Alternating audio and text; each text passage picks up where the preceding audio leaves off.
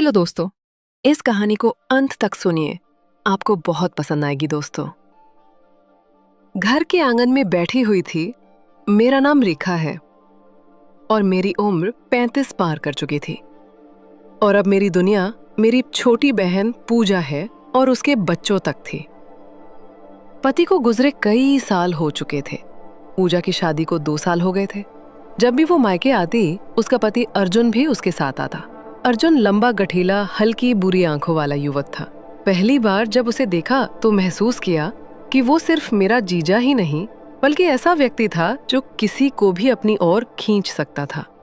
मैं हमेशा खुद को समझाती कि ये सब बस मेरा भ्रम है, लेकिन जब भी अर्जुन मेरे सामने आता, मैं अजीब सा महसूस करने लगती। उस दिन भी पूजा मायके आई हुई थी। अर्जुन बाहर से आया और मुझे पसीना पहुंचते हुए देखकर रुक गया।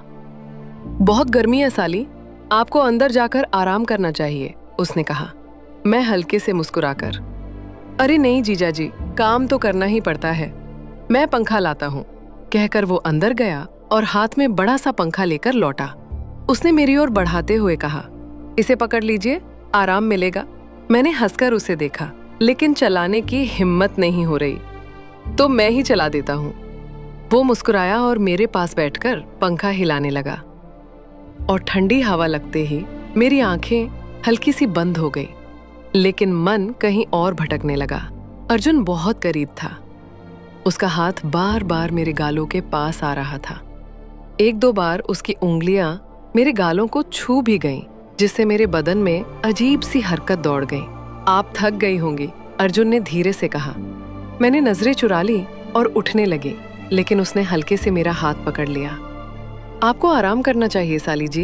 उसके शब्दों में कुछ ऐसा था जिससे मेरा दिल और तेज धड़क उठा। शाम को अचानक घने बादल छा गए और बारिश शुरू हो गई। मैं बरामदे में खड़ी होकर बारिश का आनंद ले रही थी। तभी अर्जुन आ गया और बोला, साली आपको बारिश पसंद है? मैं हंस पड़ी।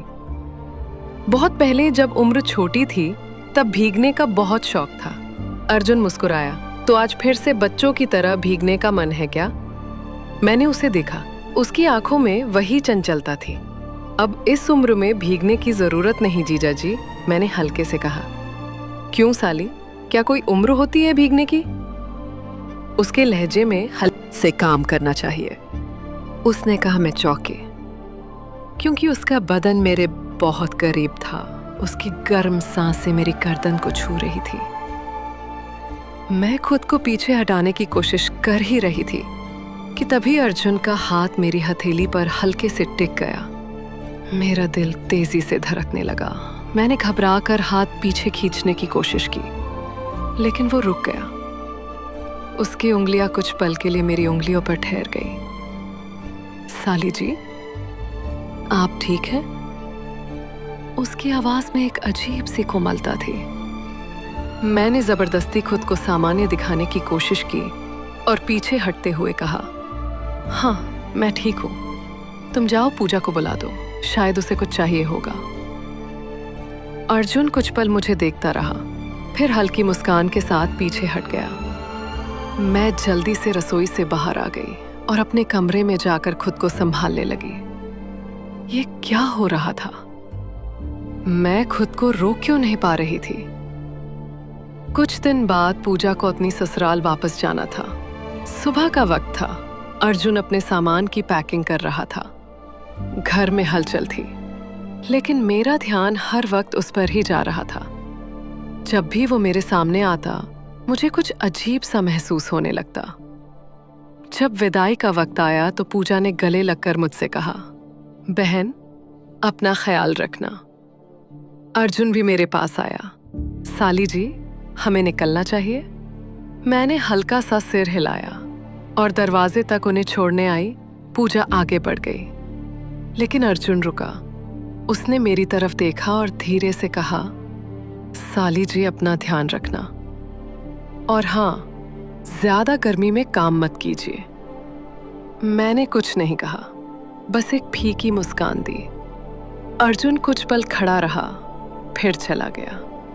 लेकिन यह अंत नहीं था। अर्जुन के जाने के बाद भी उसका ख्याल मेरे मन में बना रहा। उसकी बातें, उसका करीब आना, वो हल्की हल्की छुन, सब कुछ रह रह कर याद आ रहा था। कुछ हफ्ते बाद एक दिन दोपहर को अचानक फोन बजा।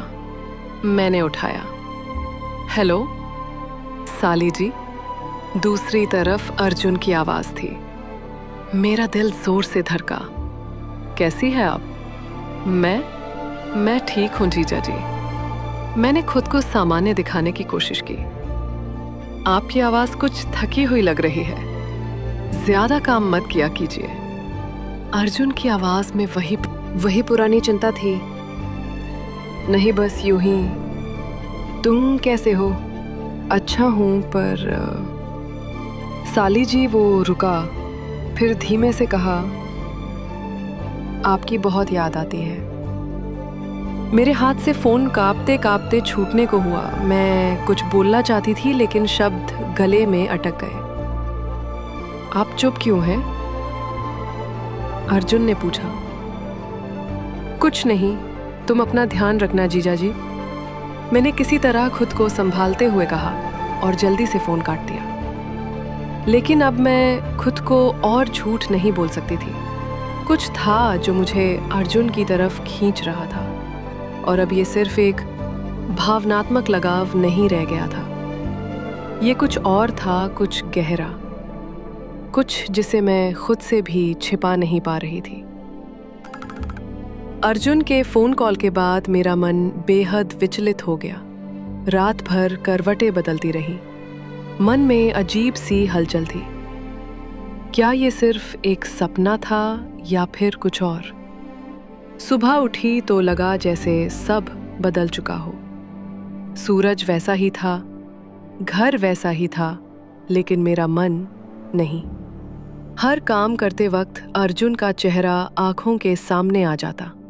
उसकी आवाज, उसकी बातें, वो छू भर जाने वाली हल्की सी झंझनाहट, सब कुछ दिलो दिमाग पर छाया हुआ था। कुछ दिन बाद गांव में एक बड़ा धार्मिक उत्सव था। पूजा और अर्जुन को भी बुलाया गया था। मैं उन्हें देखने के लिए बेचैन थी, लेकिन खुद को समझा रही थी कि ये गलत है। त्योहार के दिन पूजा और अर्जुन सुबह सुबह ही आ गए। पूजा तो घर के कामों में लग गई, लेकिन मेरी नजरें अनायास ही अर्जुन को ढूंढ रही थी। वो बरामदे में बैठा था, सफेद कुर्ते में, हल्की मुस्कान के साथ। मैंने खुद को संभाला और उसके पास गई। कैसे हो अर्जुन? उसने मेरी तरफ देखा। उसकी आंखों में वही पुरानी गहराई थी। आपसे मिलकर हमेशा अच्छा लगता है साली जी, उसने कहा। पर उसकी आवाज में कुछ और भी था, कुछ ऐसा जो सिर्फ मैं समझ सकती थी। मैंने नजरें झुका ली और जल्दी से किचन की तरफ चली गई, लेकिन मन वही अटका रहा। शाम को त्योहार की रौनक थी, सब लोग खुश आपसे मिल थे, लेकिन मेरी बेचैनी बढ़ती जा रही थी। पूजा अपने दोस्तों के साथ व्यस्त थी और अर्जुन बरामदे में अकेला खड़ा था। मैं वहां से गुजरी तो उसने धीरे से, साली जी। मैं रुक गई। आप मुझसे दूर क्यों भाग रही हैं? मेरे पैरों के नीचे जमीन खिसक गई। मैं क्या जवाब देती? ऐसा कुछ नहीं है, मैंने धीमी आवाज में कहा। अर्जुन ने एक कदम आगे बढ़ाया। अगर ऐसा कुछ नहीं है तो मेरी तरफ देखिए और कहिए कि मैं गलत सोच रहा हूं। मैंने हिम्मत करके उसकी आंखों में देखा। वह नजरों से मुझे पढ़ रहा था, जैसे मेरे भीतर छुपे हर एहसास को जान चुका हो।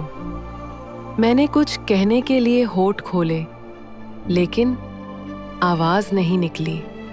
अर्जुन ने हल्के से मेरा हाथ थामा। आप भी महसूस करती है ना साली जी? उसके शब्दों ने मेरे अंदर कुछ तोड़ दिया। मैं चाहकर भी खुद को रोक नहीं पा रही थी।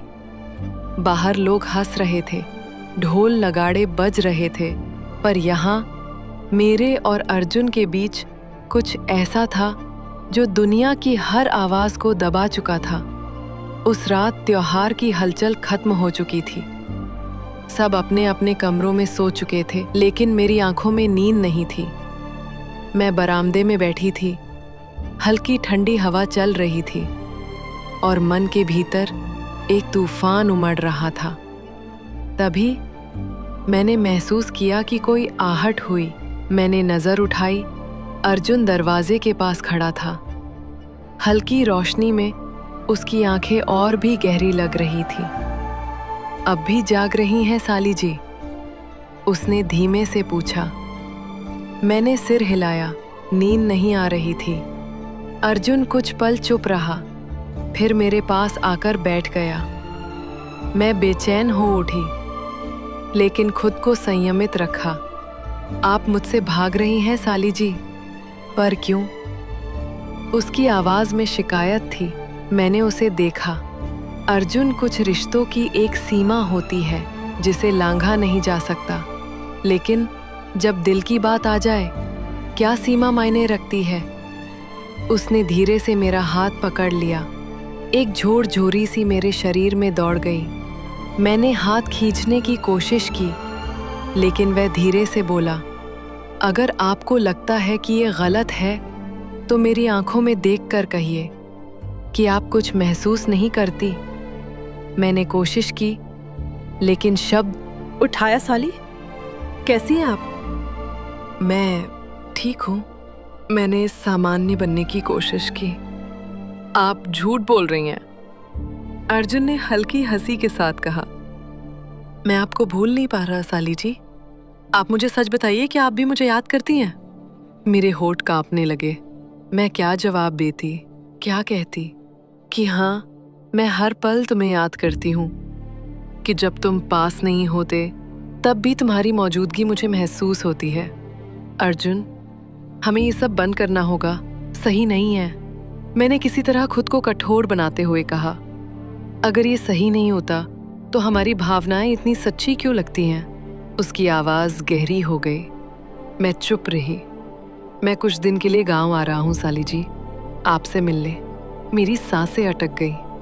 अर्जुन, मत आओ, मैंने धीमे से कहा। अगर आप सच में चाहती हैं कि मैं ना आऊं तो एक बार दिल से कह दीजिए, मैं नहीं आऊंगा। मैंने बहुत कोशिश की, लेकिन कह नहीं पाई। फोन कट गया, लेकिन मेरी बेचैनी बढ़ गई।